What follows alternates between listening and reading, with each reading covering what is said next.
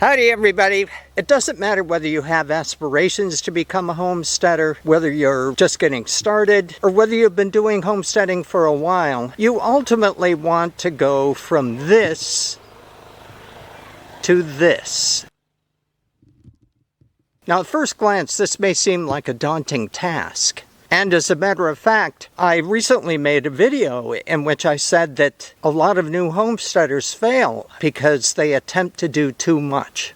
So I'm going to take you through an exercise that will help you to make good decisions and break these things down into small parts so that you can enjoy huge success in your homesteading journey.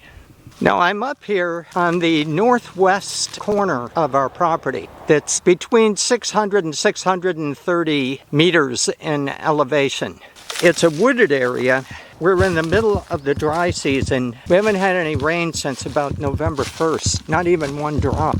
So it's very dry. As a matter of fact, I decided to come here because I wanted to show it to you, but also because there's more green here and it's not so dismal looking. So in permaculture, you often hear people talk about stacking functions. And so we're going to use that concept in order to launch your homesteading journey towards success.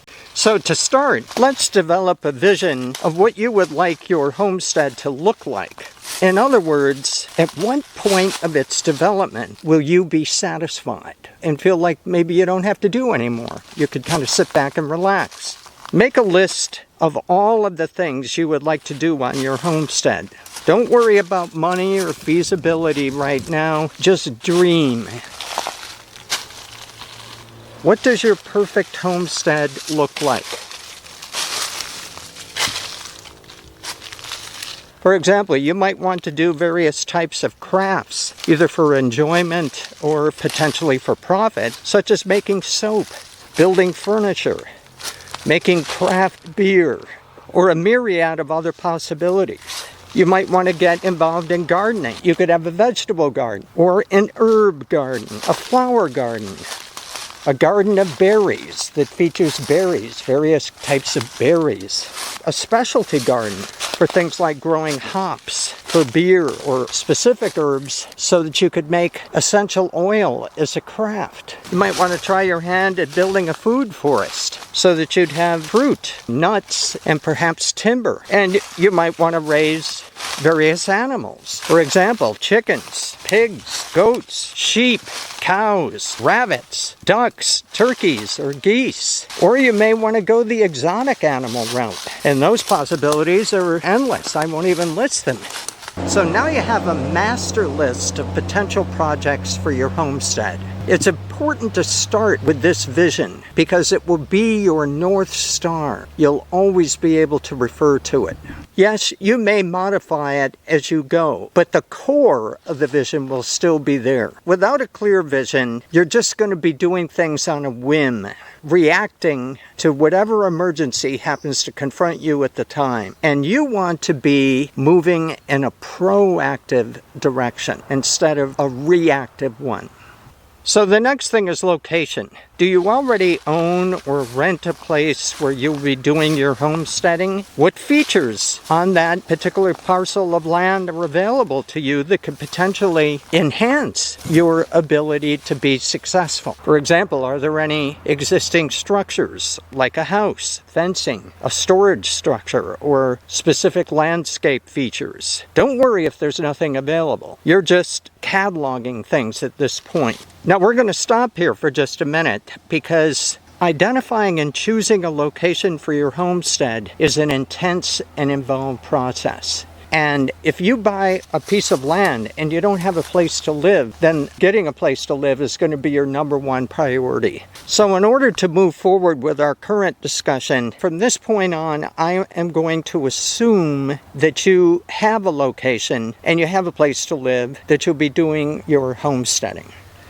Now take the list that you've made and separate out items that you believe that you could actually start doing today. For example, you might think that you could start raising sheep today, but do you have a supplier lined up that could deliver the sheep today? Is your property properly fenced to contain the sheep? Does your property have suitable pasture and sufficient pasture to sustain your sheep? Do you have access to a veterinarian, one that deals with large animals? If you're in a temperate climate, do you have access to supplemental foods such as hay that you could use during the winter time? Well, probably not. So go back and really identify those things that you genuinely believe that you actually could start today. Now, if you're like most people, your list is going to reduce down to about 1 or 2 things. So for purposes of continuing, I'm going to focus on starting a garden. You may have identified other things that you could start today, but gardening is a very easy one to start. And for this exercise, we'll start with gardening. And then you could just apply what we discover in our examination of gardening to what you want to do. So why gardening? Well, it requires a minimum infrastructure to get started. To begin, basically all you need is a shovel and maybe a pickaxe if your soil is compacted. And seeds are relatively easy to acquire, either at a local store or online. And you may even be able to find some starter plants at a local nursery. So I recommend that you specifically start with a kitchen garden. The purpose of a kitchen garden is to feed you and your family. It's located close to your living area, so you have easy access. And it's planted with vegetables and herbs that you like to eat. Think of vegetables and herbs that you may regularly buy at the grocery store and consider whether you could actually grow those yourself. So why should we start with a kitchen garden? Well, it's small, it's easy to start, and it's largely in your control. You don't want to start out with a huge project that has multiple potential failure points along the way. No, you want to start with something that you can get going now and relatively easily, and the number of failure points are very small. For example, you might want to start your kitchen garden with only 3 items: lettuce, cucumbers, and basil. And yeah, you can add more stuff to it later, but just to get started, maybe you're just going to dig a small plot of land and plant just those 3 things. So starting with a kitchen garden will also help you with other potential projects that you may have planned for down the road. For example, it'll give you an idea of what insects, rodents, and other animals you have to deal with in order to grow that food. It'll give you an idea of your soil quality. It'll give you an idea of the amount of precipitation you receive in your area, the amount of wind, and many other challenges you'll be able to identify just by starting a kitchen garden. And the most important thing is that it will give you quick success. And that's very important along your homesteading journey. You want to build on small successes, and those will become big successes. There's nothing like seeing plants first emerge after you've planted the seeds and watching them grow and eventually producing fruit. There's nothing like that. It's a tremendous sense of accomplishment. The kitchen garden also will save you money. Remember, I said think of things that you buy in the grocery store and ask yourself if you might be able to grow those. Well, you won't be buying them if you're growing them. So you'll be saving money. And for new homesteaders, saving money is a big deal. And you'll be able to begin stacking functions. The kitchen garden will provide you with material for mulch, compost, and potentially animal feed if you're going to have animals. So let's say that raising chickens is also on your master list, but there are certain things that you need to put in place in order to get started. So use the time that you're setting up your kitchen garden so that you can prepare to have chickens. And don't get a huge number of chickens, start with a small number. I mentioned chickens because they're another project that can give you almost instant success. If you buy layers, those chickens will start laying eggs very soon. And of course, that will save you money. You won't be buying eggs in the grocery store, and you'll be getting eggs that taste a lot better. As I said, raising chickens requires some infrastructure. You have to have housing for your chickens, and you're going to need some fencing. Otherwise, your chickens are going to be running all over the place, and you won't be able to keep track of them. The great thing about this is that the stacking of functions begins to multiply.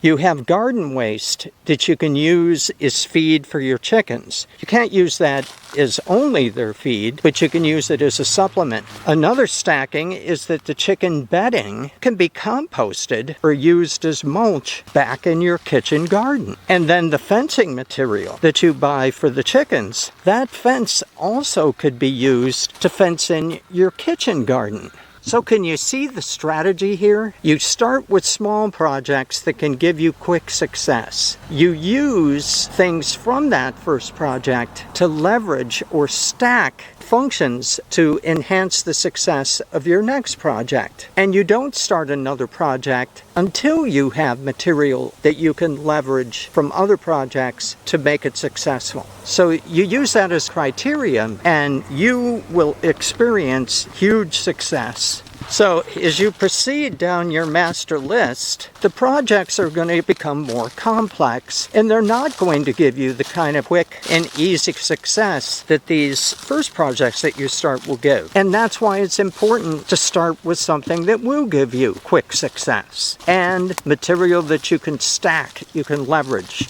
The next step is to go back to your master list and take each item on your master list and develop a sub-list for each one of them. In other words, what inputs are going to be required for me to achieve this goal? What physical infrastructure or other kinds of physical inputs, what tools, what other things do I have to acquire in order to succeed? And then what other things? There may be expertise that you don't have that you're going to have to contract out. Well, it's good to kind of know that in advance so you can start looking around for a good person to do that. And then finally, what are the things that might hold you back? So you make a sub-list of each one of those things, and that will help you to prioritize where you're going next.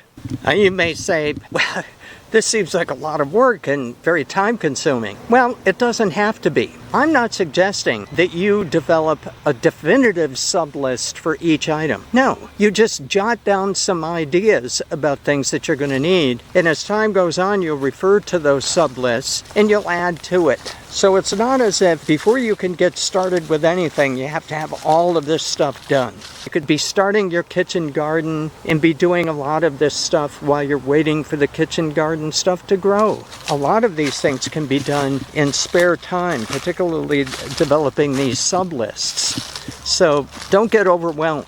With that, I'm going to end the video here. Thank you very much for watching, and I'll see you in the next one.